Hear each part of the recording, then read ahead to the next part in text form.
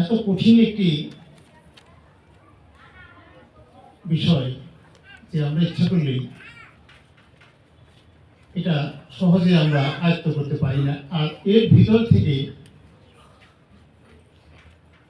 রস সংগ্রহ করে আবার নিজে আস্বাদন করা, আবার সেই আস্বাদিত প্রসাদ সকলের কাছে বিলিয়ে দেওয়া, এটা তো কঠিন বিষয়। তবু কেন শ্রীমদ্ ভগবত গীতা, যারা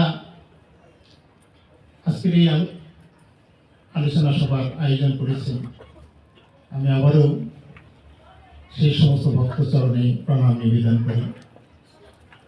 শব্দটা হচ্ছে আপনাদের সংগঠনের নাম, একটা শব্দ আমি এখান থেকে নেব, সনাতন। এই সনাতন শব্দটা যখন আমি নেব, তখনই এই শব্দের সাথে আমার একটা ধর্ম অন্তর্নিহিত একটি ভাব আছে। তাই সনাতন ধর্ম কি, আমি যদি একটু একটু করে বলি যে সনাতন ধর্মের আমি একজন সদস্য না বলে যদি বলি যে আমি একজন শিক্ষার্থী, জন্মের পরে আমি এই সনাতন ধর্মকে জানতে চাই, তাহলে এই সনাতন ধর্মের আমার সিলেবাসটা জানতে হবে। এই সিলেবাসটা যে কোন কোন বিষয় জানলে আমার সনাতন ধর্মকে জানা হবে। এখানে অনেকেই শিক্ষক আছেন, আমরা অনেকেই এসএসসি পরীক্ষা দিয়েছি বা এরপরেও দিয়েছি, বা স্কুলেও অনেক সময় পরীক্ষায় আমরা অবতীর্ণ হই, যারা শিক্ষক মহোদয় আছেন। ধরেন আমি এসএসসি পরীক্ষা দেবো, 10টি সাবজেক্ট আমার জন্য সিলেবাসে দেওয়া। এই 10টা সাবজেক্টের মধ্যে 5টা সাবজেক্ট যদি আমি ভালোভাবে পড়াশোনা করি,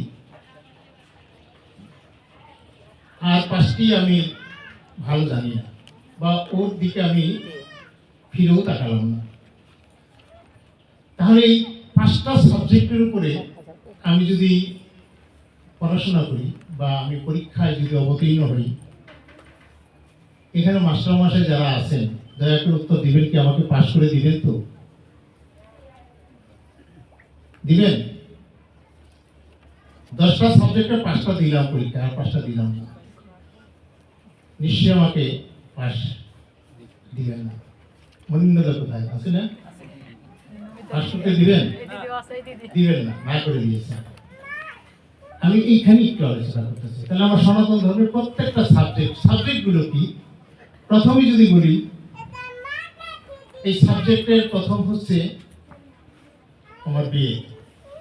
আমাদের কাছে যখন জিজ্ঞাসা করা হয় তোমার প্রধান ধর্মটা কি, আমার ধর্ম বলি আমি সনাতন। প্রধান ধর্ম গ্রন্থটা কি, আমরা বলে থাকি প্রধান ধর্ম গ্রন্থ হচ্ছে আমার বেদ। বেদ কয়জনে জানি? পড়াশোনা করেছি? করি। এখন বেদ এতটুকু পড়াশোনা করেছি যে এই নামগুলো, 4টি বেদের নাম শুনেছি। কি কি? ঋগ্বেদ, যজুর্বেদ, সামবেদ আর অথর্ববেদ, এই তো জানি, কিন্তু কোনোদিন পড়াশোনা করি, নামটা শুনেছি। আচ্ছা যাই আর একটু সামনে যাই, প্রত্যেকটা বেদের আবার 4টি করে অংশ আছে। আপনারা যারা জানেন বা আমরা যারা জানি না, তাদের উদ্দেশ্যেই কথাগুলো বলা। সেখানে বলা হয়েছে যে প্রত্যেকটা বেদ, এই যে 4টি বেদের আবার 4টা করে অংশ আছে। সেটি কি কি? সংহিতা, ব্রাহ্মণ, আরণ্যক আর উপনিষদ। আবার তাহলে আসলে আমার 4টা বেদ আমি পড়াশোনার জন্য সাবজেক্ট এখানে লিখে দিলাম, আমার বুক সেলফে লিখে দিলাম। এরপর আসলে 4টা করে অংশ, আমি আগে নাম বলেছি, দ্বিতীয়বার নামটা বললাম। ওই 4টা গ্রন্থ আমি আমার সিলেবাসে নিয়ে আসলাম। আবার বলা হলো উপনিষদ। এই উপনিষদ আছে 108টা, যেমন বৃহদারণ্যক উপনিষদ, ছান্দোগ্য উপনিষদ, কঠোর উপনিষদ, এরকম অনেক 108টা। এটা আমার সনাতন ধর্মের অংশ, আমি ওগুলো নিয়ে আসলাম। এরপরে আমি যাব, বৈদিক শাস্ত্র, এগুলো আমার সনাতন ধর্মের অংশ। ঋষিদের তৈরি করা, তারা আমাদের কল্যাণের জন্য লিখে দিয়েছে, আমি সেগুলো নিয়ে আসলাম। আবার কি বলা হলো আমার জন্য, এই সনাতন ধর্মের আরেকটি ধর্মগ্রন্থ আছে, সেটির নাম হচ্ছে রামায়ণ। রামায়ণ জানতে হবে, আমি রামায়ণ নিয়ে আসি। আরেকটি গ্রন্থের কথা বলা হইল শ্রীমদ্ ভাগবত। ভাগবত জানতে হবে, না জানলেই কল্যাণ হবে না, নিয়ে আসলাম। আরেকটি গ্রন্থ আমার সনাতন ধর্মে, সেটি হচ্ছে চণ্ডী।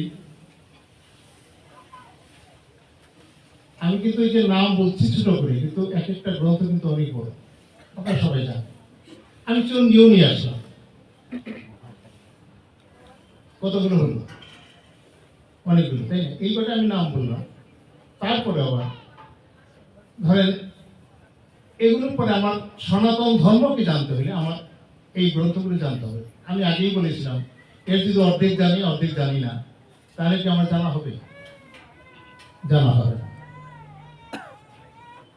তাহলে আমার উপায়, আমি কিভাবে মুক্তি পাব?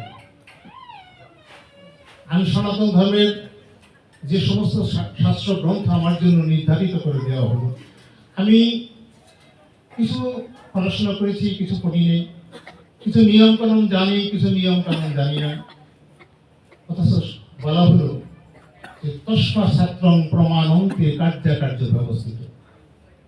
অর্থাৎ হলো যে তুমি শাস্ত্র বিধি জেনে তুমি কর্ম করবে। কেন শাস্ত্র বিধি আমি যদি অনুসরণ করতে যাই, তাহলে আমার সামনে যতগুলো গ্রন্থ আছে সমস্ত গ্রন্থই আমাকে জানতে হবে। বেদ কি, উপনিষদ কি, রামায়ণ কি, ভাগবত কি, এগুলো আমাকে জানতে হবে। পুরাণ কি, পুরাণও আবার আমার শাস্ত্র গ্রন্থ, এও আমার জানতে হবে। পুরাণ কত প্রকার? 18 প্রকার পুরাণ। বিষ্ণু পুরাণ, ব্রহ্মবৈবর্ত পুরাণ, শিব পুরাণ, আপনারা জানেন, এরকম 18টা। আবার 18টা পুরাণের পরে আরো উপপুরাণ আছে, আরো 18টা। আমার চতুর্দিকে আমার শাস্ত্র গ্রন্থ। জীবন আমার একটা, আমি সংসার করি, আমি চাকরি করি, ব্যবসা করি, আমি এতগুলো শাস্ত্র গ্রন্থ কি করব? পড়াশোনা করব, তারপরে আবার সেই অনুযায়ী চলা, এটা কি আমার সনাতন ধর্মের কারো পক্ষে সম্ভব?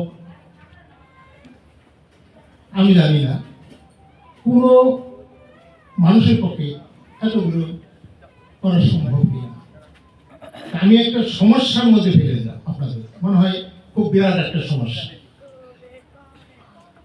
কিন্তু সমস্যা থাকে না। ইদানিং আমরা জানি যে আমাদের ছাত্র ছাত্রীরা পড়াশোনার জন্য তারা কি করেন, বাবা মার কাছ থেকে একটা কম্পিউটার কিনে, বা অফিসে যারা চাকরি করেন তারা একটা কম্পিউটার কিনে। কম্পিউটার কিনে কি করেন, যে সমস্ত সাবজেক্টের সবকিছুই